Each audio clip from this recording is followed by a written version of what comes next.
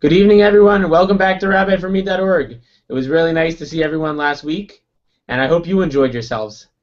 I personally enjoyed the most the schmoozing afterwards, so whoever's watching live on YouTube, please consider clicking the link to enter the Cloud Synagogue next time, and I can see you, and we'll be able to schmooze after it's over.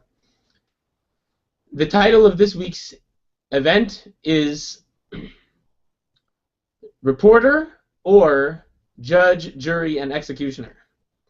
Now the story is told of the nice man that was getting ready for the summer. He wanted to paint his porch, so he finds an honest-looking man on the street and says, "Excuse me, sir, would you like a job? I'll pay you $50 to paint my porch red." Man says, "Well, I guess why not? I have nothing else to do." So he comes over to his house. He says, "Here's a can of paint. Here's the porch. You paint my porch red. I'm going to be back in 2 hours." 2 hours later, he comes back, and lo and behold, the porch is not red. He goes over to the man who he had just hired. The can of paint is sitting there. He says, "What happened to my porch?" He says, "Well, where's my money?" He says, "What do you mean? You didn't paint my porch." The man says, "Well, I couldn't find your porch, so I painted your Cadillac."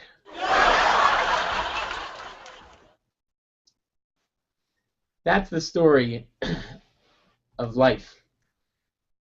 In the email that everyone received, you probably related to something in the little message there, the question. Were you ever an employer that had an employee who started telling you how to run your business? How did that feel?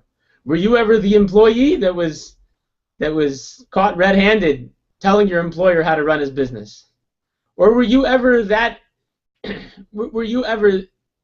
patient or friend or relative of someone that was told by a doctor, "I'm sorry, but with your disease you only have 7 months to live"?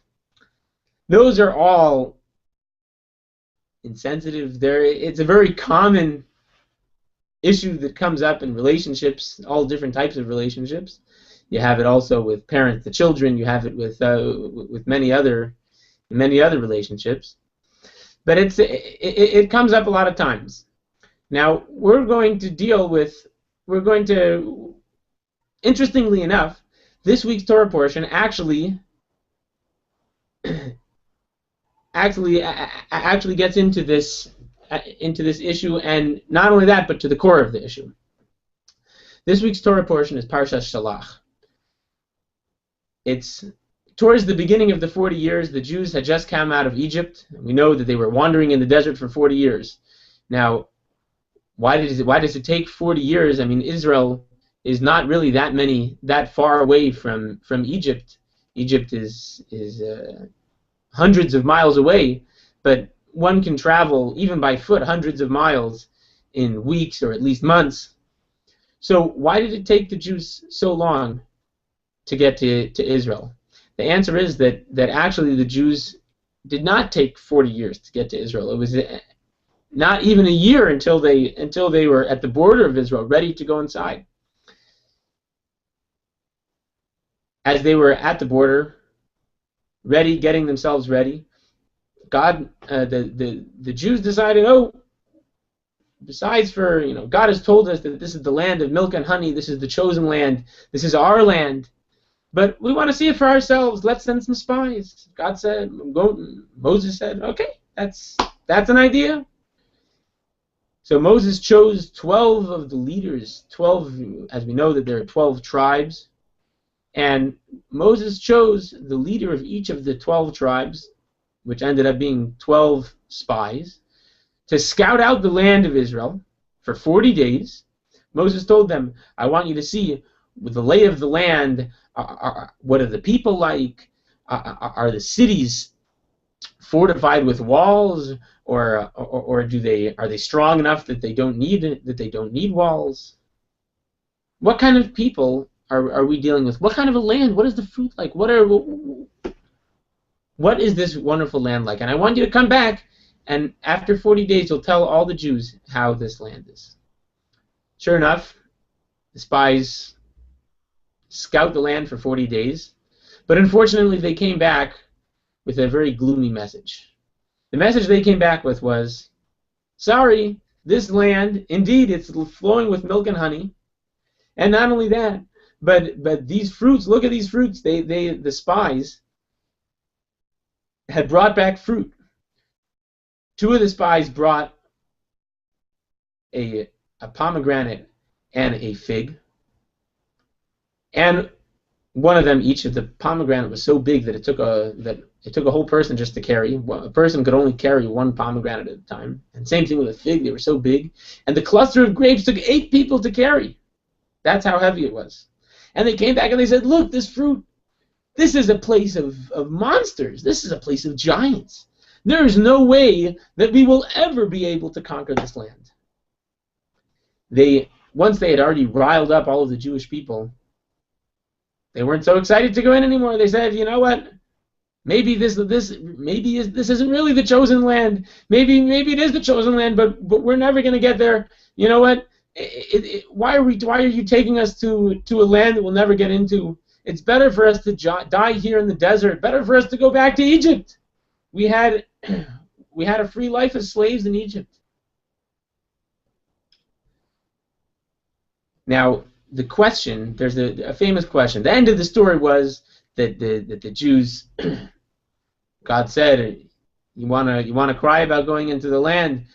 All of you are going to die. You don't want to go into my land of Israel? Fine. I'll wait to take all the Jews into Israel. I'll wait to take everybody in until all of you die. You want to die in the desert? So be it. You'll die here. And that's why they waited 40 years at the border of Israel. They were waiting at the border of Israel for 39 years, waiting to go in, waiting for everybody, that whole generation, whoever cried about going into Israel, they were waiting for them to die at the end of 40 years. Okay, let's get back to the original question, a famous question on a big problem that a lot of people deal with on this story. Now, Moses chose 12 leaders of the tribes. Now, presumably these leaders were righteous people. Not only that, but the Torah says, Kulam Anashim, the Talmud testifies to their righteousness. Kulam Anashim, they were all men of stature. They were all righteous men. On the other hand, so we see that all of these spies, when they left, they were very righteous. On the other hand, when they came back, the Torah says, Vayelchu vayavo. They went and they came. And the Talmud says that the same plot that they left with is the same plot that they came back with. In other words, that it wasn't just that they left there totally they left on their journey, on their scouting journey, totally innocent. They had a plot when they left, and they came back with that same plot.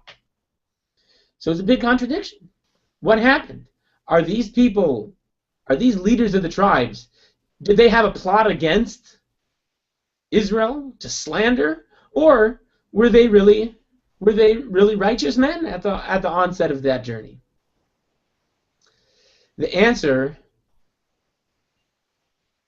gets right back to the issue that we started off with. The answer is that Moses sent them as reporters, not as the judge, jury, and executioner. Moses said, "I want you to scout the land." If you look into the words of the Torah, every word is precise, particular.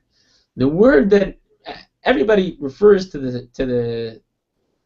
is the story of the 12 spies, the Meraglim. But really, the word that's used in the Torah is not spy. The real word is scout, which is basically a reporter. God said, or Moses told them, "I want you to be reporters." What is the job of a reporter?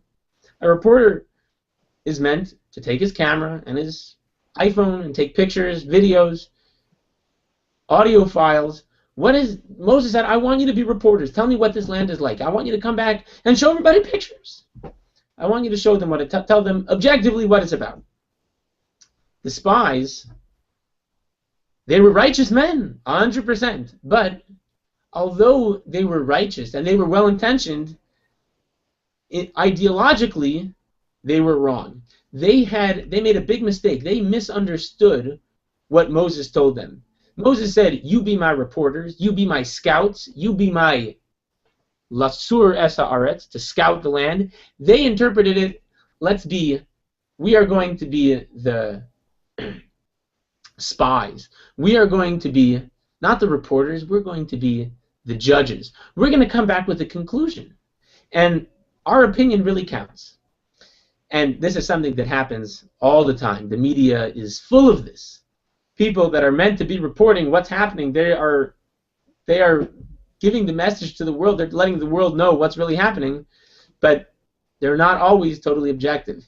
They might have a slanted opinion and bend the facts to fit what their opinion really is. And that's what the spies did. They didn't leave with the intention of slandering the land, but they didn't leave with the intention of doing what Moses told them.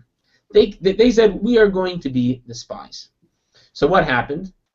Once they have the authority to be the judge, jury, and executioner, they went out to the land.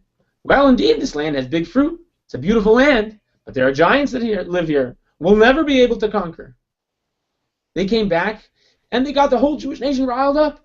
They will never be able to make it. And sure enough, everybody was totally distraught.